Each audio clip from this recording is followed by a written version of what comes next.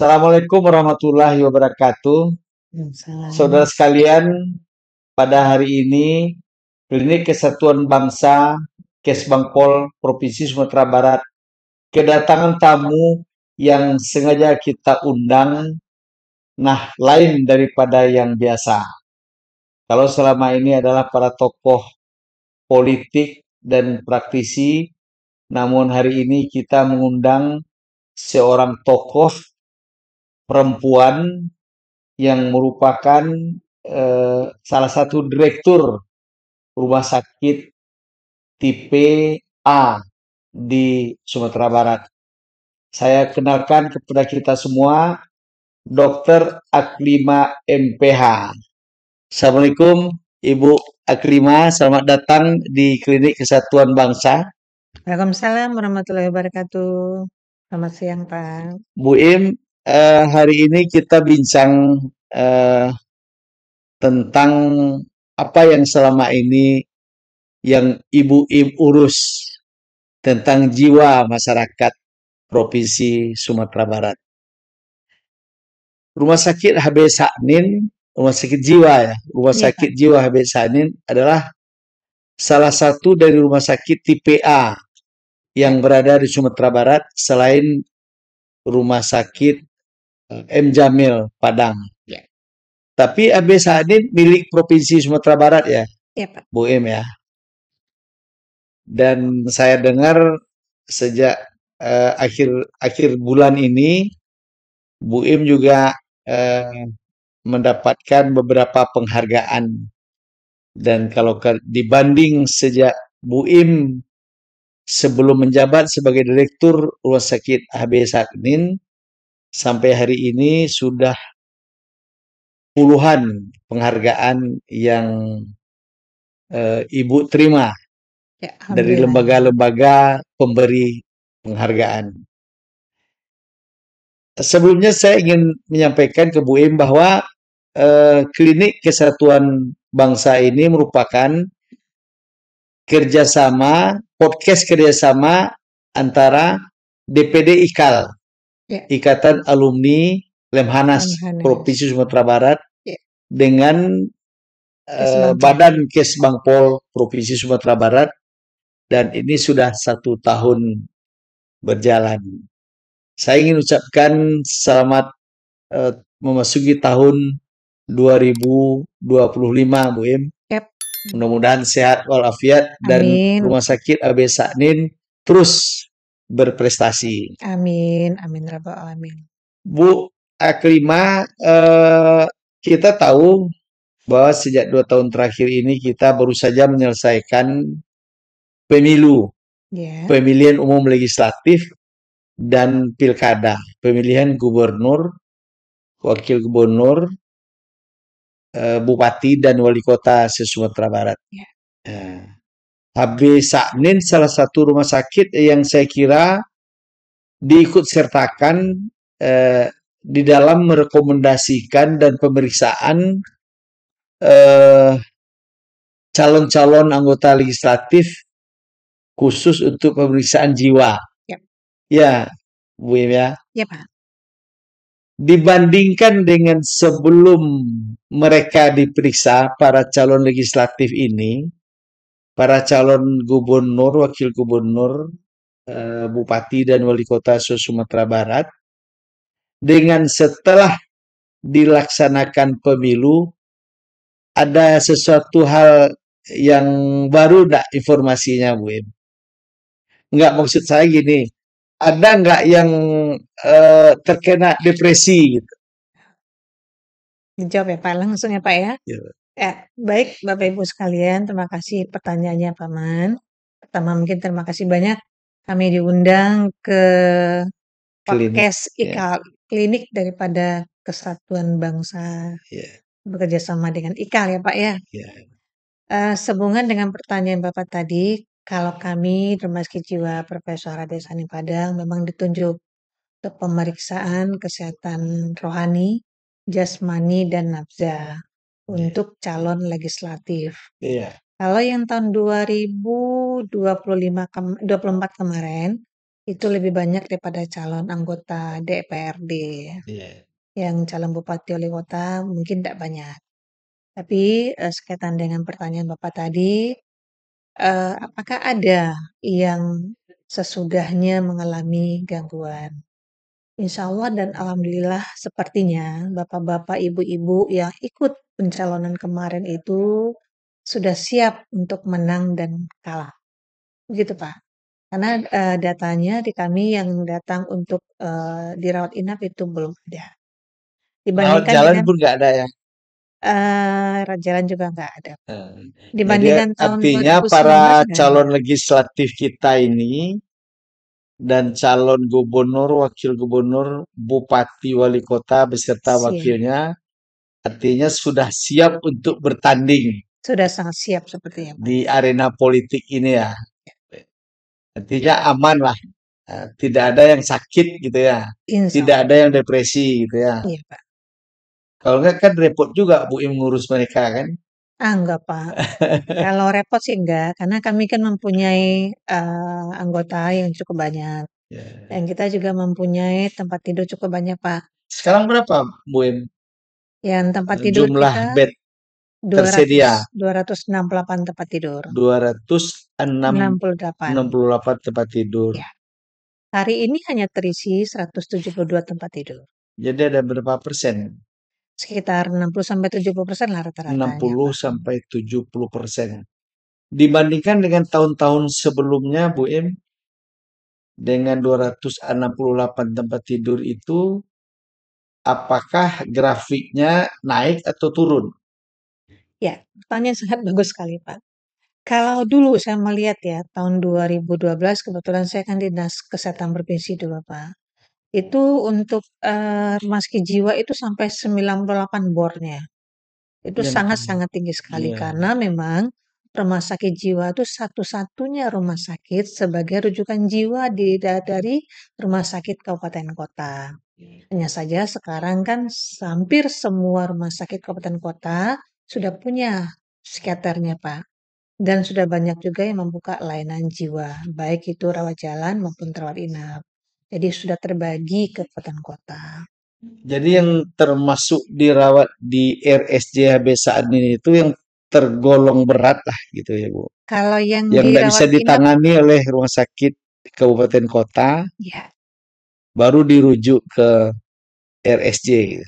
ya itu untuk rawat inap ya Pak ya. Tetapi kami mempunyai layanan yang lain Pak. Jadi Iya. jangan jangan konotasinya rawat inap, rawat apa namanya gangguan jiwa berat saja, karena Iya. kami juga mempunyai layanan yang selain daripada memberikan pelayanan terhadap gangguan jiwa berat. Oh ada kliniknya juga. Oh banyak Pak. Klinik untuk rawat jalan ya. Ya, Itu berapa orang medisnya Bu? Dokter jiwanya? kalau jumlah dokter jiwa kami, psikiater kami 10 orang. 10 orang. Itu Itu yang masuk tiap hari Bu? masuk tiap hari. Iya. 3 orang itu adalah PNS, 2 orang kontrak BLUD, dan 5 orangnya adalah referral. Oh, Kalau untuk psikologi kami mempunyai tenaga psikologi klinis 4 orang. iya. Kemudian kami juga mempunyai layanan non jiwa Pak.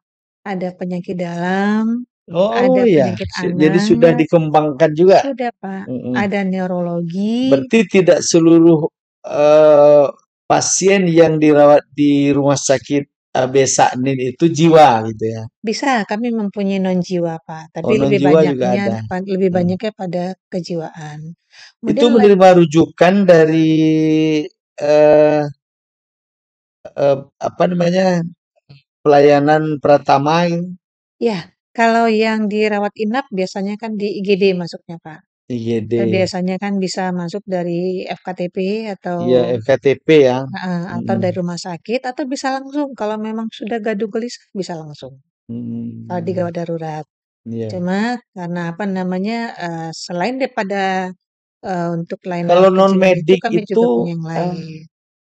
penyakit apa saja yang dilayani? Sesuai dengan ininya Pak, kami mempunyai spesialis saraf, mempunyai spesialis Saraf, anak, anak, kemudian spesialis penyakit dalam. Dan juga penyakit kami dalam. punya rehabilitasi medik, Pak. Oh, Hanya saja mungkin masyarakat masih ini ya, karena menganggap mhm. HB-Sanin itu adalah gangguan jiwa berat. Padahal Iya, enggak. iya. Kalau untuk Kan layanan ada Pameo psikologi, juga. ah Kalau itu. sudah ke RSJ Anin itu katanya udah dapat kartu kuning katanya. Enggak lah, Pak.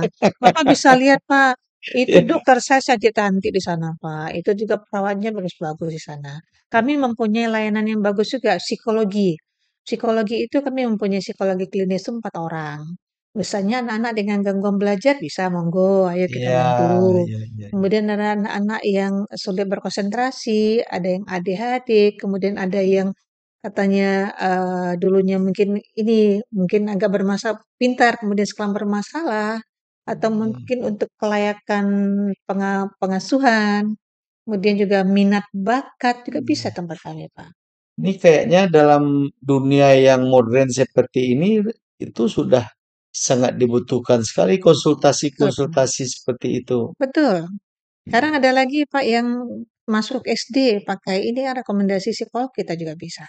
Kan Hmm. usia kematangan sekolah kita juga bisa memberikan. Iya, Atau iya. misalnya ngadopsi Itu anak sejak itu. kapan Ibu lakukan? Itu sudah berjalan 5 tahun ini, Pak. Oh, sudah Hanya lama. saja mungkin masyarakat lebih tahunya pakai jiwa besaan itu katanya Iya, gangguan jiwa berat aja, padahal enggak. iya. Kami mempunyai psikologi yang juga bisa membantu masyarakat-masyarakat yang bukan gangguan jiwa berat gitu. Mm-mm. Dan kami juga punya layanan nafza, Pak. Nafza. Satu-satunya di Sumatera Barat kita Mm-mm. mempunyai layanan untuk rehabilitasi daripada nafza. Rehab itu rawat inap apa jalan? Ada rawat inap, ada rawat jalannya. Itu banyak pasiennya. Kalau yang pasien rawat jalan itu, tidak terlalu banyak. Kalau yang rawat inap, kita mempunyai 40 tempat tidur untuk Itu pasien-pasien terisi full malah, Pak. Karena kita kerjasama dengan kejaksaan, Pak. BNN. Kejaksaan, BNN juga, dengan kejaksaan, dengan restorasi justis. Itu malah Hmm, mereka minta kalau bisa lebih dari 40, kalau bisa memungkinkan lebih, ini bisa nggak difasilitasi. Cuma hmm, kan untuk, rehab nafza ini ada tenaga khusus yang harus bisa mendampingi iya. mereka, nggak bisa Tapi perawat biasa aja. RSJAB Saknin cukup itu ya SDM-nya. Cukup, Pak, kalau untuk yang dengan 40 tempat tidur insyaallah cukup. Kita punya konselor, kita mempunyai perawat Itu yang sudah berapa terlatih. terisi botnya? Kalau yang nafza itu malah orang waiting list, Pak. Oh, waiting list. Berarti artinya itu masih bisa dikembangkan, eh, lebih bisa dikembangkan lagi gitu ya dari segi kuantitas mungkin. Iya. Tapi RSC Petak Saknin kan tanahnya luas, Iya, tanahnya luas, ya. cuma kan Artinya masih bisa dibangun fasilitas lah ya. insya Allah, tapi dengan Hmm. kecukupan tenaga juga PSDM ya, Pak, ya. Karena Iya, nafza ini sesuatu yang harus kita kawal dengan tenaga yang iya, mumpuni juga dalam iya. hal pengawasan narkotika tersebut gitu, Pak. Nggak Tapi bisa perawat yang biasa aja kita pindah ke sana, enggak. nggak Dia bisa ya. harus Memang harus mempunyai ada iya, kekhususannya gitu ya. iya. Masing-masing kekhususan, Pak. Jadi yang Hmm. prajiwa juga kekhususan juga. Iya, iya. Kalau nggak nanti dia nggak bisa menghadapi orang dengan gangguan jiwa tersebut Iya, kan, Pak. iya, iya, iya. Karena menghadapi, melayani, masyarakat dengan gangguan jiwa itu berbeda dengan orang yang penyakit biasa. Karena Iya. gangguan jiwa ini kalau misalnya Bapak Pak Man punya waktu, boleh lihat ke tempat kami. Mereka sangat-sangat memberikan pelayanan itu dengan hati. Berarti masyarakat barangkali yang belum banyak tahu ya, Iya, Bu Dir ya. iya, Nah, sebetulnya tinggal lagi bagaimana mensosialisasikannya ke masyarakat Sumatera Barat bahwa iya. RSJ AB Saknin itu tidak saja melayani Gangguan jiwa pasien berat. gangguan jiwa, Iya, tetapi sudah lebih daripada itu. iya. Ada juga pasien umumnya gitu. Ada, pasien umumnya ada, Pak. Dan kami kalau misalnya ini memberikan pelayanan kepada gangguan jiwa walaupun berat tersebut, kami memang memperlakukan mereka seperti manusia biasa dan kita ada suatu keadaan apa namanya kondisi-kondisi memberikan pelayanan itu dengan segala macam pengobatan. Tingkat keberhasilannya bagaimana itu? Ah, itu dia, Pak. Sudah pernah Kalau dilakukan survei gitu? ya, jadi keberhasilan daripada pasien dengan gangguan jiwa ini banyak faktor, Pak. Faktor di rumah sakit, kemudian juga faktor keluarga dan faktor masyarakat. Kalau di rumah sakit, insya Allah dalam pengobatan kami, pemantauan kami, setelah diperbolehkan pulang, berarti sebenarnya dia sudah bisa sembuh dalam kondisi kejiwaannya. Karena kalau gangguan jiwa ini nggak bisa kita katakan dia sembuh sempurna, Pak. Karena Oh, apalagi yang berat ya. Tapi kalau misalnya gangguan jiwanya baru didapati, baru kenanya, itu insya Allah bisa. Bisa bekerja seperti biasa. Nah, yang kami harapkan sebenarnya setelah daripada Rumah Sakit Jiwa Habasanin Padang, itu keluarga juga bisa menerima, Pak. oh iya. Masyarakat juga bisa. Mhm, mhm. Jangan menganggap dia gangguan jiwa seperti dulu. Iya, iya. Karena apa? Karena dia masuknya ke Habasanin itu banyak yang dalam kondisi membunuh orang, membakar-bakar, sehingga Sudah mengganggu ya? sangat mengganggu dan masyarakat sekitarnya tidak mau lagi menerima.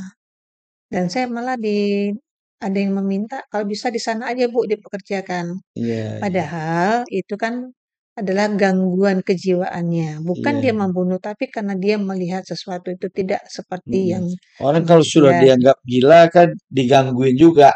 Nah, jadi Orang keluarga orang yang normal yang mengganggu justru mengganggu orang gila. ah, tambah depresi kan orang gangguan jiwanya kan Oh, Pak. tambah tambah gila deh. Ah, padahal kalau misalnya sudah keluar dari rumah sakit jiwa, dia sudah bisa diberdayakan, Iya. difungsikan. Karena Heeh. sebelum pulang, mereka kami berikan semacam keahlian. Kalau laki-laki itu kita lihat maunya seperti apa. Kalau mau kesenian, mereka malah kami punya eh, musik untuk bisa Iya, mereka iya, iya. ini. Kemudian kalau misalnya biasa bertukang, kita ajarin bertukang, berkebun, bertani. Oh, sampai ke situ ya pembinaannya, Ibu? Perempuan pun kita ngajar menjahit seperti kita nggak bawa ya, ada gimmick-gimmick sebenarnya itu bisa dijual, Pak. Dia bisa menjahit yang namanya untuk apa namanya untuk TV, Iya, iya. untuk kelas meja. Iya. Kemudian kita Ada ngajarin juga, kesamaannya juga dengan lapas ya, Bu? ya Mhm. kita berikan itu juga. Jadi Mhm. ada juga yang kita ajarkan tentang bagaimana membuat telur asin yang enak, Mhm, mhm. bakwannya enak, sehingga anak sebenarnya di rumah udah bisa dia jualan Membikin sehingga asinan, ya. iya, iya, iya. Tapi kan eh, ya, ada beberapa dari keluarga kan tidak menerima dia. Iya, iya, Nah, ini yang membuat mereka bisa kembali lagi penyakitnya. Kalau misalnya dia tertekan lagi, depresi lagi, iya. akhirnya back Kalau to basic menurut lagi. Bu Dir, Bu Direktur, apa penyebab eh, orang dalam gangguan jiwa itu? Multifaktorial juga sih Apa Pak ya. faktornya ya? Yang paling banyak itu penyebabnya adalah karena sosial, ekonomi, ekonomi, Ekonomi, tekanan ekonomi, tekanan ekonomi, tekanan sosial, sosial gitu ya. ya, itu yang paling banyak sekali. Mm-mm. Keluarga mungkin ya. Ya, itu kan Mm. sama juga, Pak. Tekanan Lingkungan ya. keluarga. Kalau yang perempuan memang lebih banyak kepada tekanan keluarga. Mm-mm. Kembali ke masalah apa namanya Bu? ODGJ Ya, eh, orang dengan gangguan yang jiwa. diakibatkan oleh eh, faktor pecandu narkoba. Ya, Hmm. Kalau orang-orang mantan pecandu ini bagaimana anu cara penanganannya gitu? ya. Sama aja, Pak, Kan dengan dia pecandu nih. ya. Selain dari pecandu, dia juga udah mulai masuk ODGJ kan? Oh, belum. Ah, Jadi itu tuh yang biasanya yang masuk kepada gangguan kejiwaan tuh orang pecandunya lama sekali, Pak. Yang oh, tidak mau lepas dari kecanduannya. Nah, itulah yang kami punya rehab nafza, yang kalau misalnya mereka datang dengan sukarela, iya, atau titipan pengadilan, atau dengan restorasi justice, 3 pintu masuk itu ya Pak ya. iya, Itu kita berikan itu eh, apa namanya rehabnya sekitar 3 bulan. mm-mm. Selama 3 bulan tersebut, mereka disibukkan yang kegiatan dari jam 5 pagi sampai jam 9 malam. Sehingga mereka itu tidak ingat lagi dengan barang-barang haram tersebut. Dan itu Mm-mm. prosesnya memang di situ juga ada pertamanya ada detoksifikasi namanya. Di detox itu mereka dibiarkan, maksudnya bukan dibiarkan. eee, apa namanya, dibiarkan tubuhnya untuk beradaptasi terhadap tidak Iya, dengan benda haram. iya, iya. Nah, di situ mungkin terjadi sakit kepala lah, mual lah, muntah lah, Mhm, seperti mhm. itu. Nah, di sana kita hanya memberikan obat simptomatis. Sebenarnya kalau misalnya kalau dia teriak-teriak gitu, obatnya gampang aja, Pak, kasih lagi benda haram itu sembuh dia tuh. Nah, Oh, kan tujuannya seperti itu. harus itu lagi Nah, itu obatnya lagi ya? obatnya. Mhm, Cuma mhm. dalam pengobatan kami, rehab kan kita kan nggak seperti itu. Jadi Iya. kita hilangkan daripada kecanduannya di tubuhnya, sehingga ada reaksi-reaksi yang nantinya dia berteriak lah, Kalau kesakitan, kasus segala macam. seperti itu banyak Bu ditangani? Banyak. Jadi pada awalnya memang kita detoks dia dulu. Paling-paling Heeh. 3 hari, 4 hari, 5 hari udah selesai detoks. Mhm, mhm. Kemudian kalau sudah selesai detoks, kita gabung dengan tempat yang lain. Nah, di sana itu dari jam 5 sampai jam 9 malam itu ada daily activity-nya yang membuat mereka sibuk. Jam 5 sholat bersama, Pak. Kemudian mandi, terus lanjutkan dengan bersih-bersih kamarnya. Kemudian aktiviti bersama. Kemudian ada keagamaan, ada apa nama Mmm, mhm. olahraga, kesenian, Jadi memang kemudian sudah masak ada bayam, jadwal jadwal terjadwal.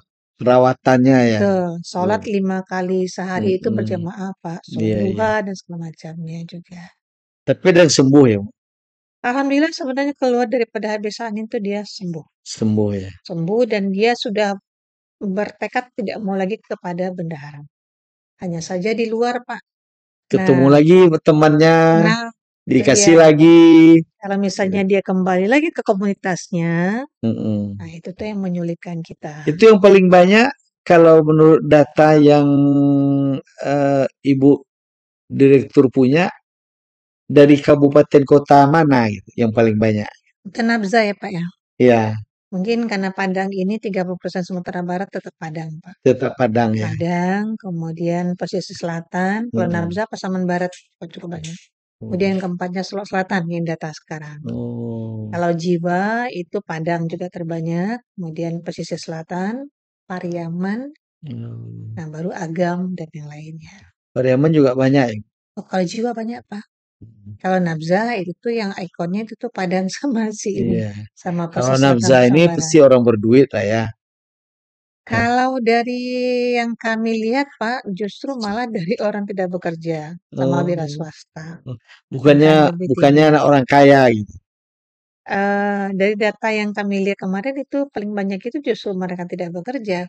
Yang keduanya Hmm. wira swasta. Mhm, Ya mhm, swasta mhm. ini mungkin yang pengusaha-pengusaha Iya. muda kali Pak ya. Itu termasuk ke dalam gangguan jiwa berat itu ya. Kalau nafsa sebenarnya awalnya bukan gangguan jiwa. Mhm. Cuma kalau seandainya berkelanjutan terus dengan narkoba-narkoba terus, makanya nantinya akan ada merasakan adanya halusinasi dan yang lainnya lah runtuh ininya baru itu tuh dia masuk kepada gangguan kejiwaan. Jadi sebenarnya say no to drug itu sudah sangat betul itu Pak. Iya. Kalau untuk Sumatera Barat, Hmm. eh, Bu Direktur, dibandingkan dengan data tingkat nasional, orang Sumatera Barat ini banyak yang ODGJ nggak? Kalau kita lihat data ya Pak, riset ya Pak ya. Iya, Riset tahun berdasarkan riset ya. 2018 itu Hmm. secara nasional skizofren atau gangguan jiwa berat ini 1,7 per mil. Sumatera Barat kayaknya 1,9 deh Pak. Lebih tinggi Oh, daripada berarti lebih tinggi. ya, lebih tinggi kita di Sumatera Barat. Gitu juga dengan gangguan mental emosional Pak. Heeh. Gangguan mental emosional dari riset 2018 itu secara nasional itu 9,8. Oh, lebih tinggi juga. Sumatera Barat 13 Pak. Nomor 6 dia Nomor 6. di Indonesia. Kalau depresi, nah itu di Indonesia itu secara nasionalnya 6,2. Kitanya 8 Pak, nomor 7 kita Pak. Nomor 7 Nah makanya kami mencoba peringkatnya. peringkatnya. Dia juara terus Sumatera Nah Barat ini. makanya kami mencoba kemarin, ini ternyata masalahnya ada. Dan Iya, kami melihat juga data di Dinas Kesehatan Provinsi Sumatera Barat Pak. iya, Mereka sudah melakukan screening pada usia 15, anak remaja usia iya, 15 sampai 18. iya. Ternyata ada gangguan mental emosional itu sebesar 17,07%. Tinggi juga ya. Tinggi, makanya Hmm. kami melihat Penyebabnya Bu Dir? ah, kalau penyebab gangguan mental emosional ini di sekolah itu kalau kami melihat SMA itu tekanan, kembali pada tekanan. Termasuk Apalagi bully membuli? sip, itu kan tekanan juga. Tekanan dari pada teman sebaya, tekanan dari orang tua, apalagi anak-anak yang masuk sekolah yang bagus, orang tuanya maunya kedokteran, jadi dokter, sementara anaknya nggak mau. Kemudian juga kadang-kadang sekolah juga kalau sekolah yang bagus kan menjaga marwahnya juga. Mau Iya. masuk eligible sekian persen kan seperti itu, Pak. Nah, jadi kadang-kadang anak-anak itu dia sudah pintar, cuma yang kalau bersama-sama dengan orang pintar, tentu yang menjadi juara satu kan nggak Iya, banyak ya, Pak, ya. iya, iya, Nah, iya. akhirnya mereka juga tergerus, kemudian juga, mulai Jadi kalau berdepresi. usia 15 sampai 18 itu usia sekolah itu ya. Ya, Artinya masih di tingkat SLTA itu kan. iya, Pak. Mm-mm. Kenapa kami ambil yang usia di situ, karena kami melihat, pemerintah mau generasi emas tahun 2045. Iya, Nah, kalau misalnya kita bisa, membantu anak-anak yang katakanlah anak SMA ini dengan baik, gangguan mental emosional bisa kita berikan pelayanan atau tangani, ini insya Allah dia akan bisa bagus untuk kedepannya, Pak. Tapi kalau misalnya gangguan mental emosional ini kita biarkan, depresi, itu depresi, sampelnya depresi, dari mana diambil? sekolah, Pak. Yang 17 sampai 18 ini, Yang mana, Pak? yang untuk screening itu, Oh, kalau yang screening dari dinas kesehatan itu, Pak. dinas Ya, kesehatan. kalau Kalau yang kalau yang RSJ kami langsung ke sekolah. Jadi langsung ke sekolah. kita memang mengunci di komunitasnya gitu, Pak. Oh, Sehingga hasilnya tidak bias. Jadi kami ngambilnya di sekolah dan itu kita kerjasama dengan dinas pendidikan, iya, dinas kesehatan untuk bagaimana kita bisa masuk ke sekolah. Kalau enggak nanti nggak diterima orang kita, Pak. Masa meski jiwa masuk sekolah iya. gitu. Tapi alhamdulillah Cirinya apa, Bu? dari gangguan mental emosional ini yang kami lihat daripada teritori itu Iya, anak-anak yang sulit konsentrasi, kemudian anaknya dulu baik kemudian mengamuk, kemudian yang dulunya mungkin pintar sekarangnya menurun, kemudian dia sudah menarik diri, depresi dan segala macam. Dari depresi. hasil kami ke sekolah-sekolah, sepertinya inilah yang ditunggu sama sekolah-sekolah. Malah mereka minta, "Bu, jangan anak-anaknya, Bu, kaminya diperiksa lagi, Bu," katanya. Iya, Karena iya. kemungkinan Tapi gangguan mental berarti emosional kami eh, katanya. pihak sekolah juga terbantu ya, Bu, Sangat terbantu. dan terbuka juga untuk supaya bisa diikut sertakan dalam screening gitu ya. Iya, mungkin karena kita menyampaikan dengan baik itu, Pak. Maksud dan tujuan kita adalah Tapi bagaimana di anak-anak sekolah bisa kan baik. sudah ada guru BP. Nah, itu, Pak. Jadi ceritanya gini, Pak, yang kita bikin aplikasi ini, apa namanya, inovasi ini, nanti kita titipkan ke guru BK, Pak.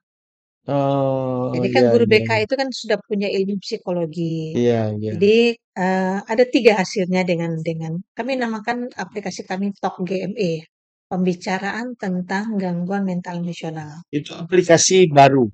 Baru, Pak. Kami Itu yang yang menggagas. inovasi dari Ibu Ya, Kelima ya. ya, Tahun berapa diluncurkan itu?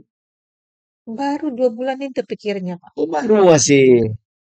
Jadi waktu itu kan memikirkan inovasi ini apa yang dikerjakan. Kalau gangguan jiwa berat, buka pasung nanti ke daerah pasung lagi. Iya, Ini iya. kami melihat ada anak-anak yang mungkin bisa kita manage dengan baik, sehingga yang tujuan daripada Indonesia Generasi Emas 2045 bisa kita raih.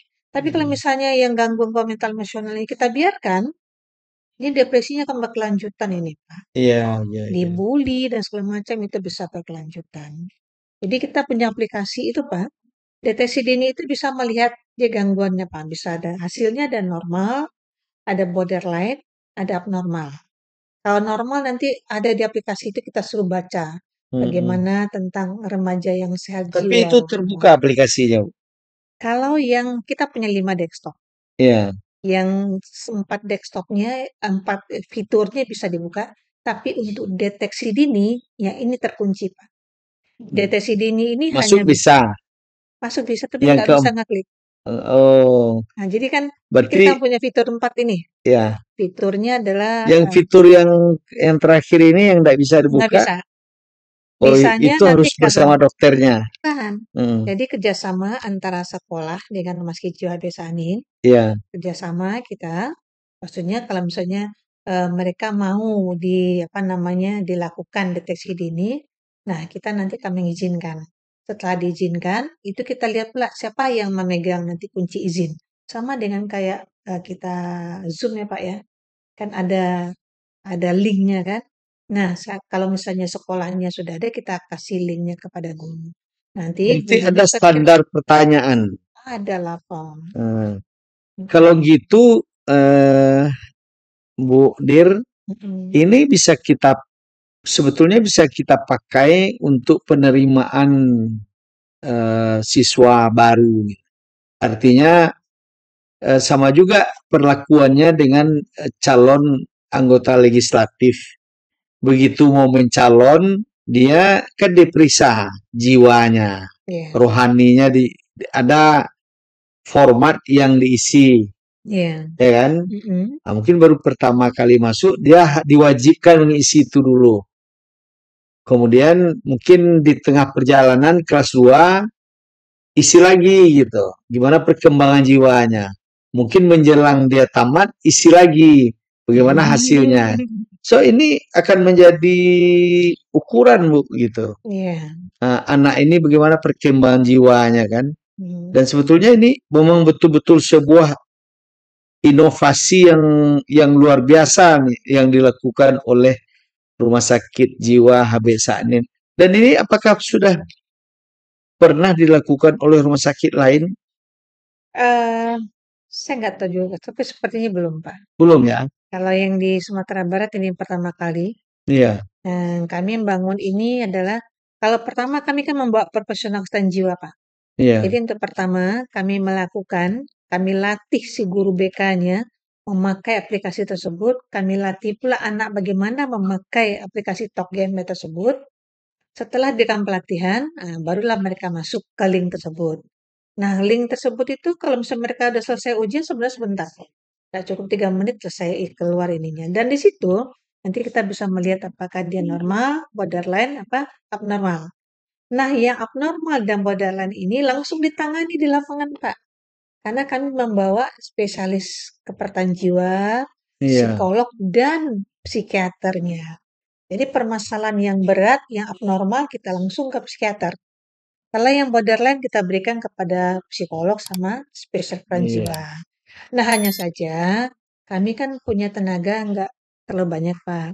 Nah, kami bikinlah apa namanya setelah dipelajari, setelah didiskusikan, 3 bulan kemudian ini harus diulang lagi, tapi selama 3 bulan yang dilakukan oleh anak-anak yang terdeteksi borderline dengan abnormal tersebut, itu bisa dibaca di sana, Pak. Di Talk GME tersebut. Dia tinggal klik view more. Situ diklik kemudian ada instruksi yang bisa dilakukan oleh anak Selanjutnya, tersebut. Iya, mm-mm. dilakukan 2 kali seminggu selama 3 bulan, Pak. Iya, iya, Dan kami meminta guru BK ini anak-anak yang borderline ini tolong diperhatikan lebih serius, kemudian diberikan apa namanya konsultasi untuk bisa mereka melakukan apa yang ada di sana itu, kemudian membawa mereka iya. untuk bisa ke arah Saya normal. kira ini adalah sebuah inovasi yang luar biasa, Bu, Nah, itu yang hebatnya. kami buat itu, Pak. Dan eh, mungkin sudah sepatutnya dijadikan ini menjadi program nasional. Artinya Mhm. persoalan yang sama itu kan tetap ada juga di daerah lain. Ya, Apalagi di kota-kota besar kan. ya, Dan kemudian untuk aplikasi itu kan membutuhkan IT. ya, Dan di sekolah-sekolah kan sudah ada IT-nya labor ada. komputer. Ya, Mereka bisa aja ikut semua untuk memenuhi tahapannya kan. Tahap pertama begitu masuk, tahap mhm. kedua di tengah, kelas 2 kan, kelas Iya, 3 SMA, iya, begitu mau tamat dilihat lagi perkembangannya kan iya, gitu Bu. iya, 3 bulan Dan 3 saya bulan. kira memang eh, anak-anak kita ini mesti dimonitor terus, Bu. Dan saya kira eh, apa namanya ngobrol kita hari ini hendaknya eh, memunculkan ide baru juga. Eh, Tentunya Mudah-mudahan. Bu Aklima lah yang mungkin bisa membuat usulan ini. Nah, bagaimana Kementerian Kesehatan bekerja sama dengan Kementerian Pendidikan? Pendidikan Nasional gitu. Sehingga ini menjadi sebuah program yang tidak bisa diabaikan karena ini menyangkut dengan jiwa kan, Ya. menyangkut dengan masa depan anak. Saya kira ini sudah harus Bu Kelima lakukan ini gitu. Dan tentunya kita lihatlah hasilnya bagaimana 6 bulan ke depan seperti apa inovasi yang sudah eh, Ibu Direktur lakukan ini. Insya Allah inovasi ini akan kita masukkan kepada inovasi sumber, Pak. Ya, Jadi inovasi tahun sumber. depan masuk pada inovasi sumber Iya, iya, dan kami sudah sampaikan kepada tim efektif rumah sekolah apa namanya sekolah yang kita kunjungi kemarin 3 bulan ke depan kita akan kunjungi lagi. Itu iya, kita mencoba ambil di iya, 6 sekolah lagi. Tentunya koordinasi dengan pendidikan Pak. Kalau nggak kita nggak bisa masuk kan. iya, Nah itu juga kenapa cuma segitu yang bisa kita lakukan karena keterbatasan dana dan iya. tenaga seperti itu. Saya eh, ingin lebih tahu lebih jauh. Eh, saya dengan informasi bahwa RSJB Saknin baru saja mendapatkan penghargaan sebagai badan publik terinformatif. Ya, Pak. Itu dari mana, Bu? Penghargaannya. Katanya Dari ada dua ya. ada dua. Heeh. Yang pertama sebagai badan publik terinformatif, kemudian yang kedua adalah sebagai eh, apa namanya keterbukaan informasi publik ke tingkat OPD Oh, peringkat iya. satu Pak. Peringkat satu Iya, untuk Sumatera Barat. Sumatera Barat. Itu antar Kategori OPD OPD. itu ya, Iya, kategori antar OPD ya. ya, Kemudian juara satu juga untuk Badan Publik Terinformatif. iya Tentu badan publik. secara keseluruhan Badan Publik ya, ya Iya Bu. Pak. Eh, Kemudian katanya di tingkat nasional juga baru juga mendapat apa mewakili Pemprov eh, apa istilahnya OPD yang wilayah bebas korupsi itu yang Oh, dari Menpan RB. kita yang tahun sekarang Pak, kami diberikan Hmm, kepercayaan dari seluruh OPD untuk ikut evaluasi pada zona integritas iya, untuk kategori WBK. iya, Dan iya, iya. alhamdulillah kita dapat penghargaan untuk eh, badan publik atau OPD dengan predikat menuju wilayah bebas korupsi. Baru yang Oh, pertama Pak di Sumbar Pak dari OPD yang dari baru ini 51 baru pertama kali ya yang dapat penghargaan yang ini. dapat penghargaan itu Ya, AB RSJ AB Sanin. Saknin Ya. ya. Mudah-mudahan nanti teman-teman yang lain juga Eh, menyusul Pak. Jadi OPD-OPD yang lain. jadi tahun depan kita harapkan ini betul-betul sebagai bebas wilayah korupsi ya. Insya Allah. Lalu saya dengar ada juga eh, RSJ AB Saknin mendapatkan salah satu dari 10 rumah sakit kelas A mendapatkan anugerah pelayanan rumah sakit pelayanan berkomitmen. Itu apa maksudnya itu? Oh, jadi dari BPJS ada penghargaan, Pak, Iya. sebagai Oh fasilitas ini dari kesehatan BPJS. BPJS. Mm-mm. Jadi ada fasilitas kesehatan yang berkomitmen memberi pandang kesehatan terhadap masyarakat JKN. Mm-mm. Nah, Mm-mm. itu tuh ada peringkatnya. Kami kalau di Sumbangtel juara satu. Tahun Iya. kemarin juga juara satu. Mm-mm. Kemudian yang tahun sekarang ini masuk tingkat nasional, Pak. Kalau tahun dulu belum Tapi masuk. untuk kelas A ini ya, Untuk semua kelas A. untuk semua kelas A Semua berarti kelas A. termasuklah rumah sakit Cipto gitu Masuk. ya. masuk Pak. Di Padang RSM Jamil gitu Ya, ya. kalau kemarin yang 10 itu kompetitor kita Rumah Sakit Adam Malik, Heeh. kemudian RSPAD, SPAD, kemudian HBSA Anin, Hasan kemudian Sadikin. saya lupa lagi mana yang 10 itu ininya. Oh, itu yang dapat yang 10 itu Ya, ya. 10 besar itu ini. Mm-mm. Itu rumah sakit besar-besar semuanya, Pak. Ya. Baik, Ibu Direktur, eh, ini kan hal pekerjaan yang sudah dilakukan sejak eh, Ibu kelima menjadi direktur di RSCHB Saknin. Kalau tadinya sebelum masuk di situ mungkin satu penghargaan dapat setahun. Ya, Nah sekarang sudah di tahun 2022 aja ada 11 penghargaan. ya Pak. 2023 juga ada 13 penghargaan. Tapi capaiannya itu kan eh, puncak dari segalanya itu adalah penghargaan. Ya, Tapi saya yakin bahwa yang Ibu cari bukanlah penghargaan, betul. tetapi bagaimana komitmen Ibu Implementasi. menjalankan eh, pelayanan yang terbaik untuk warga masyarakat Sumatera Barat. Untuk ke depan mungkin bisa Ibu sedikit membocorkan rahasia apa yang akan dilakukan oleh seorang direktur Dr. Aklima MPH untuk HB Saknin khususnya untuk warga masyarakat Sumatera Barat umumnya. Ini pertanyaannya Capaian berat apa ya. gitu yang ingin dilakukan?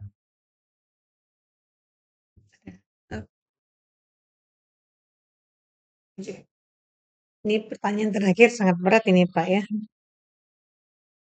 Eh, seperti tahun sebelumnya mungkin ya Pak. Yang jelas kami berkomitmen bahwa semua penghargaan itu adalah satu ujian. Iya, Ini eh, meraihnya itu mungkin lebih mudah ketimbang mempertahankan. mempertahankan. Yang penting itu kami selalu menegaskan kepada teman-teman, pada anggota setiap daripada awal tahun bahwa kita harus mempertahankan apa yang ada. Kita sudah bersama-sama, bekerja bersama, sudah dihargai, dan yang paling penting adalah mempertahankan dan meningkatkan pemberian pelayanan kepada masyarakat. Hari sekarang harus lebih baik daripada hari kemarin, tahun besok lebih baik pada tahun kemarin. Nah, kalau yang ke depan, yang misi saya yang jelas adalah mempertahankan apa yang ada. Seperti kemarin, kadang-kadang ide itu timbulnya di perjalanan gitu, Pak. Tapi yang Eh, jelas, kami akan mencoba untuk BBK ini kan kita pertahankan 2 tahun ini karena masanya 2 tahun dan insya Allah nantinya pada tahun ketiga kita akan mencoba masuk kepada WBBM, iya, iya, wilayah eh, bebas melayani. iya, Nah, itu lebih tinggi lagi Pak, yang untuk WBBM-nya. Jadi tingkatannya adalah WBK dan WBBM. Sekarang iya. kan kita baru di WBK. Dan BBK. ini WBBM ini nggak gampang ya Pak, sulit. Tapi kita akan coba. Kita akan coba untuk meraih ini. Mudah-mudahan Ya, eh, Ibu Direktur, bersih, bebas melayani. ya, mudah-mudahan tahun depan apa yang menjadi keinginan akhir tahun ini hendaknya tercapai. Insya Allah. Nah, sekarang berapa jumlah tenaga sumber daya manusianya? Kalau keseluruhan 393 Pak. 393 93. ya. Dengan komposisi spesialis jiwa itu 10 orang. Kemudian spesialis keperawatan jiwanya 3 orang. Kemudian psikiater itu apa, psikolog klinisnya 4 orang. Kemudian dokter umumnya 11 orang, yang lainnya adalah campur. Ada Ya. yang perawat, ada yang ini yang campur. Kemudian yang perawat kita adalah orang-orang yang sudah dilatih terhadap Eh, kegawat darurat psikiatri. Sudah plus ya, Insya Allah Pak. sudah Tentang memiliki gangguan jiwa. keterampilan selain dari keterampilan umum yang Ya, didapat di perguruan tinggi ya. ya, Iya. karena gangguan jiwa ini kan tidak bisa sembarang Beda orang ya. beda. Heeh, heeh. Karena kalau enggak kan berantem dengan pasien jiwa kan, Pak. Iya, Dia, eee, teman-teman di dalam, anak-anak di dalam, apa namanya, staf di dalam itu harus bisa melumpuhkan pasien jiwa tapi tanpa melukai. Karena iya, mereka kalau misalnya lagi gaduh gelisah kita harus ditenangkan kan, Pak, tapi iya, tidak boleh iya, mencederai. iya, iya. Walaupun mereka nantinya diludahi, ditendang, apa segala macamnya, mereka tidak boleh membalas sebenarnya. Ada triknya sudah diajarkan bagaimana melumpuhkan tapi tidak mencederai. Iya. Ada tekniknya. Melumpuhkan tapi tidak Tidak mencederai. mencederai ya. Melumpuhkan itu bukan lumpuh ya, Pak, ya, Iya, iya. maksudnya menenangkan gitu, Menenangkan. misalnya seperti itu. Karena dengan pasien gangguan jiwa menenangkannya itu luar biasa Iya, susahnya, iya. apalagi gelisah gitu kan. Baik, eh, Ibu Kelima. Saudara sekalian, eh, tidak terasa sudah hampir 1 jam kita bincang dengan Direktur Rumah Sakit Jiwa HB Saknin Provinsi Sumatera Barat. Mudah-mudahan apa yang menjadi keinginan, cita-cita untuk masa ke depan dari seorang Direktur Rumah Sakit AB Saknin, Dr. Aklima MPH, hendaknya disampaikan Allah Subhanahu wa taala. Amin, amin ya rabbal Sebelum alamin. kita tutup, kita dengarkan closing statement dari Ibu Direktur Rumah Sakit Jiwa HB Saknin. Silakan. Makasih Paman. Assalamualaikum warahmatullahi wabarakatuh kepada semua warga masyarakat, terutama di Kota Padang. Kami Rumah Sakit Jiwa Profesor Besan Padang memberikan layanan terhadap saudara-saudara yang mengalami gangguan jiwa berat, tetapi juga kami memberikan pelayanan di luar daripada gangguan jiwa, seperti adanya nabza dan layanan psikologi. Jadi, jangan takut datang ke Rumah Sakit Jiwa Profesor Besan Padang. Dan saat ini ada lagi satu inovasi kami yang baru kami apungkan, yaitu Talk GME. Bagi anak-anak Bapak Ibu sekalian yang mengalami gangguan mental emosional pada usia-usia sekolah atau kuliah, insya Allah silakan datang ke tempat kami. Kami insya Allah bisa membantu anak-anak Bapak Ibu sekalian. Terima kasih. Assalamualaikum warahmatullahi wabarakatuh. Baik, saudara sekalian, terima kasih atas atensi kita. Terima kasih telah menonton podcast Klinik Kesatuan Bangsa Kesbangpol Provinsi Sumatera Barat. Saya Saharman Zanhar, host dalam kegiatan ini, menyampaikan permintaan maaf. Wabillahi taufik wa hidayah. Assalamualaikum warahmatullahi wabarakatuh. Waalaikumsalam warahmatullahi wabarakatuh. Terima kasih, Aduh, Paman.